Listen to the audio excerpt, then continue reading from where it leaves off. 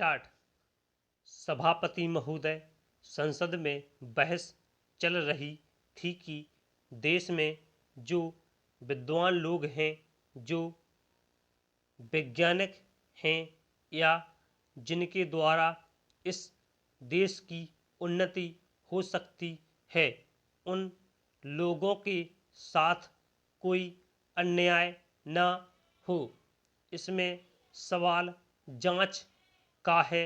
हमें किसी की प्रशंसा नहीं करनी है कि उन्होंने अच्छा काम किया, उन्होंने बहुत अच्छा काम किया। सवाल यह है कि आपके विभाग में कृषि संस्थान की व्यवस्था में ऐसे क्या कारण थे जिनकी वजह से एक वैज्ञानिक निराश होकर इस संसार से उठ गया। हमें इसी बात की जांच करनी है। हम नहीं कहते कि भारत में किस प्रकार के लोग पैदा होते हैं। जो अच्छे लोग हैं उनको पूरा अवसर दिया जाए। किसकी वकालत करते हैं, यह भी यहाँ पर कोई सवाल नहीं है। भारत के अंदर अगर कोई वैज्ञानिक आगे बढ़ना चाहता है तो उसकी प्रगति होनी चाहिए। कोई वैज्ञानिक है तो उसकी उन्नति होनी चाहिए, जिससे देश की भी उन्नति हो।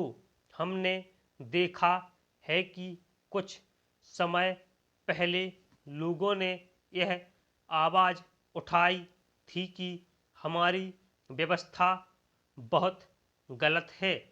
उसके बाद भी आवाज़ उठी थी कि इस व्यवस्था में हमें कुछ सुधार लाना चाहिए।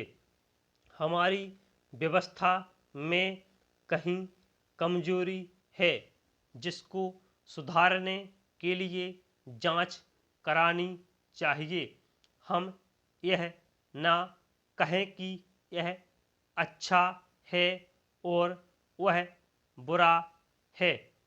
यह प्रस्ताव इस बात पर सीमित हो गया कि हमें जांच करनी चाहिए कि व्यवस्था में खराबी है या नहीं। तब हमें अपने को उन्हीं बातों तक सीमित रखना चाहिए, क्योंकि सवाल यह नहीं था कि कौन सा वैज्ञानिक अच्छा है। किसी ने एक की प्रशंसा के पुल बांध दिए तो दूसरे ने उसकी बुराई की। यह नहीं होना चाहिए।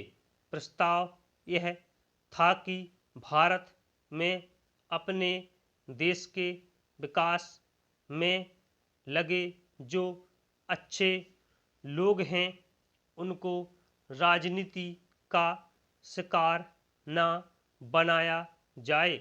इसलिए कृषि संस्थानों में वैज्ञानिक अपना विकास कर सकें और हमें उनके बीच में नहीं आना चाहिए।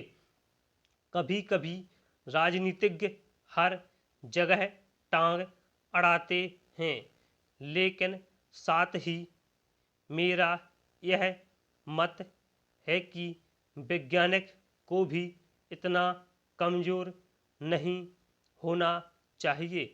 स्थितियों का, समस्याओं का डटकर मुकाबला करना चाहिए।